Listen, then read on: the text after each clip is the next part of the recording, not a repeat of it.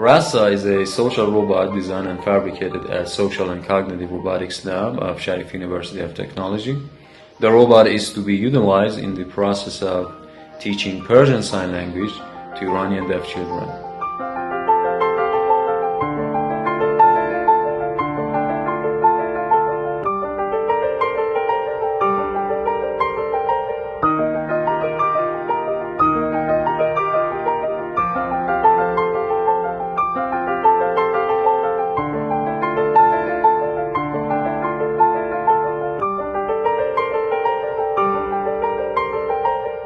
Sign language as a well-structured language plays the same role for young deaf children that spoken language does for hearing ones. It can not only act as their main communicational tool, but more importantly, it is very essential in the development of their cognitive and social skills, as linguistic research confirms.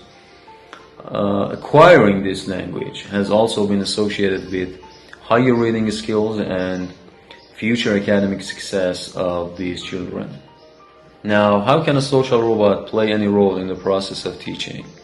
Well, the fact that a child can establish a personal connection with a robot, of course with a properly designed robot, and give it a character, has inspired a lot of research, a huge amount of research in the field of social robotics, and in particular child-robot interaction.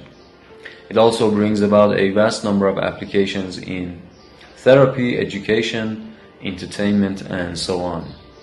In education, robots can be used as stimulating and engaging tools that can be incorporated in various teaching scenarios, as they have been in the past, mostly in the process of teaching second language to children.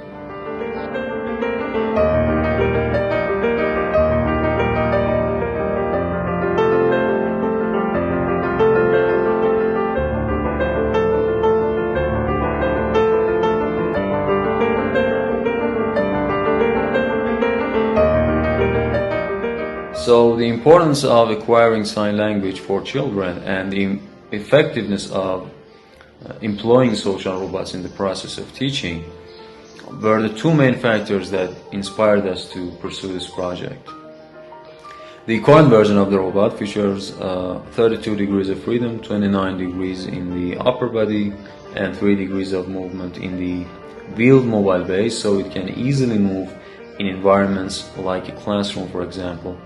Our team are currently working on developing the interaction modules of the robot, its cognitive and perceptual systems, as well as fabricating the exterior and applying some minor mechanical modifications so the robot can fulfill its intended goals and be integrated in Persian Sign Language classrooms and institutions for deaf, and so on.